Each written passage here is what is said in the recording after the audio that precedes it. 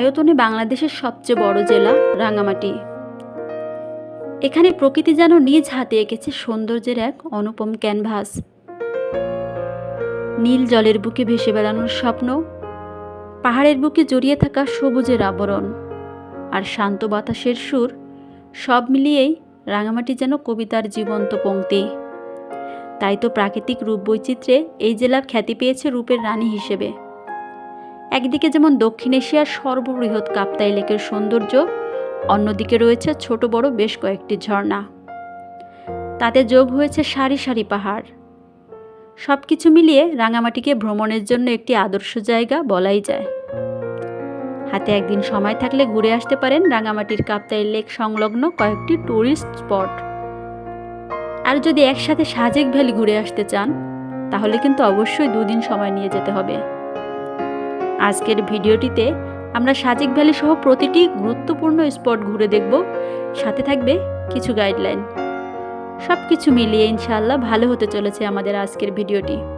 আপনাদের মধ্যে যারা ঢাকা থেকে সরাসরি রাঙামাটি যেতে চান, তাদের উদ্দেশ্যেই বলছি, ঢাকা থেকে সরাসরি রাঙামাটি যেতে হলে অবশ্যই আপনাকে বাসে করেই যেতে হবে।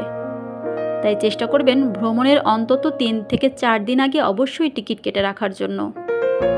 রাত 8টা থেকে 9টা নাগাদ রওনা করলে সকাল 6টার মধ্যেই পৌঁছে যাবেন রাঙামাটিতে।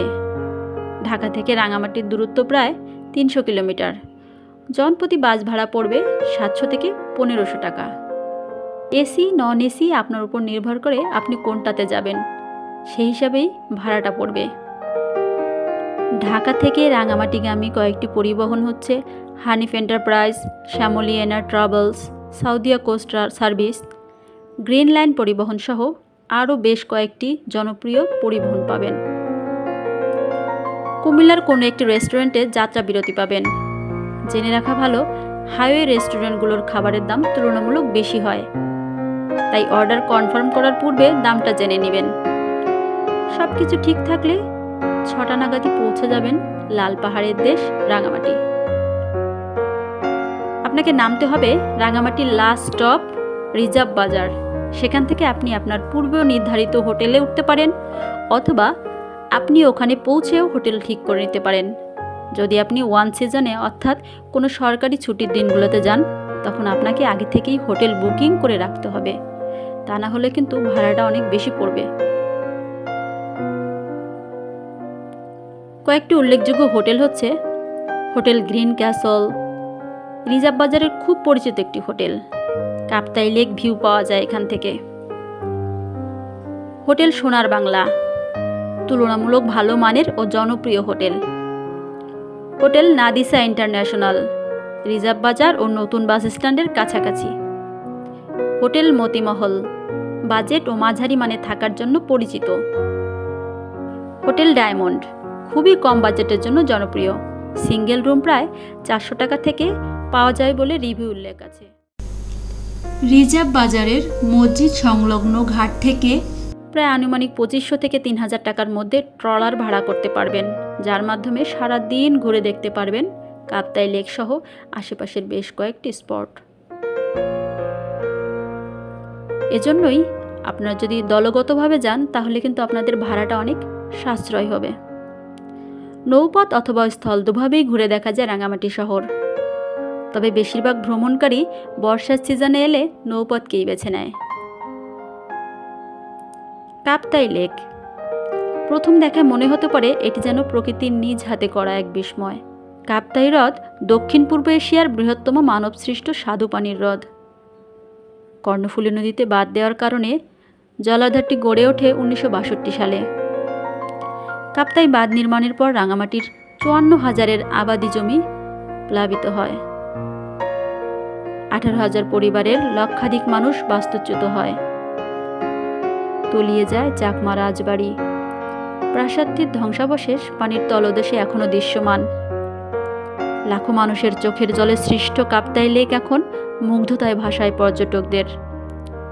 রাঙামাটির নাম শুনলেই যে দৃশ্যটি প্রথমে চোখে ভেসে ওঠে, সেটি হলো ঝুলন্ত ব্রিজ।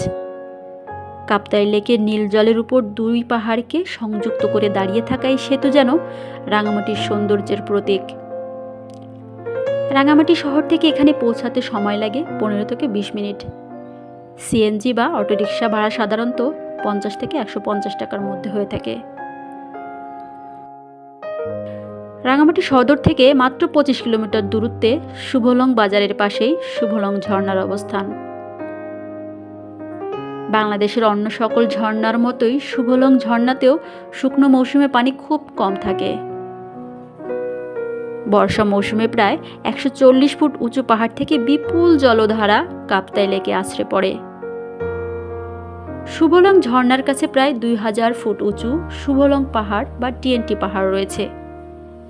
পাহাড় চূড়ায় রয়েছে সেনা ক্যাম্প এবং টিএনটি টাওয়ার। রাজবন বিহার, এটি বাংলাদেশের অন্যতম গুরুত্বপূর্ণ বৌদ্ধ ধর্মীয় কেন্দ্র। শহর থেকে যেতে সময় লাগে প্রায় 10 থেকে 15 মিনিট, আর অটোরিকশা ভাড়া সাধারণত 40 থেকে 80 টাকার মধ্যে। এখানে প্রবেশ করলেই মনে হবে শহরের কোলাহল থেকে দূরে এক শান্ত জগতে চলে এসেছেন। পলওয়েল পার্ক, সবুজ পাহাড়, লেকের মনোমুগ্ধকর দৃশ্য আর পারিবারিক সময় কাটানোর জন্য পলওয়েল পার্ক খুবই জনপ্রিয় একটি স্থান। শহর থেকে হেঁটে আসতে মাত্র 15 থেকে 20 মিনিট সময় লাগে। সিএনজি ভাড়া সাধারণত 40 থেকে 50 টাকার মধ্যে হতে পারে। পলওয়েল পার্কে জনপ্রতি প্রবেশ মূল্য মাত্র 40 টাকা, আর পলওয়েল পার্কে জনপ্রতি সুইমিংয়ের টিকিটের মূল্য 200 টাকা। শিশুদের জন্য রয়েছে বেশ কিছু রাইড, এবং টিকিটের মূল্য রাইড ভেদে 30 থেকে 40 টাকার মধ্যে। ছবি তোলার জন্য গ্লাসের সুন্দর একটি বক্স তৈরি করা আছে। এখানে দাঁড়িয়ে খুব সুন্দরভাবে আপনি ছবি তুলতে পারবেন। এর পাশে আছে একটা সুন্দর ঝুলন্ত ব্রিজ। পার্কের মধ্যে সুন্দর একটি ক্যাফেটেরিয়া আছে, যেখানে সব ধরনের মুখরোচক খাবার পাবেন। এই পার্কের সাথেই কাপ্তাই লেকের অসংখ্য ট্রলার দেখতে পারবেন, যার মাধ্যমে আপনি পুরো রাঙামাটি শহর ঘুরে দেখতে পারবেন। আছে রাত্রি যাপনের জন্য সুব্যবস্থা, সুন্দর সুন্দর কটেজ, যেখান থেকে আপনি পুরো কাপ্তাই লেকের সৌন্দর্যটা উপভোগ করতে পারবেন। বিকেলের সময় এখানকার পরিবেশ আরও বেশি মনোমুগ্ধকর হয়ে ওঠে। সাজেক ভ্যালি, মেঘের রাজ্য, পাহাড়ের স্বপ্নভূমি আর প্রকৃতির অপূর্ব এক শিল্পকর্ম। সমুদ্রপৃষ্ঠ থেকে প্রায় 1800 ফুট উচ্চতায় অবস্থিত এই মনোমুগ্ধকর স্থানটি বাংলাদেশের অন্যতম জনপ্রিয় পর্যটন গন্তব্য।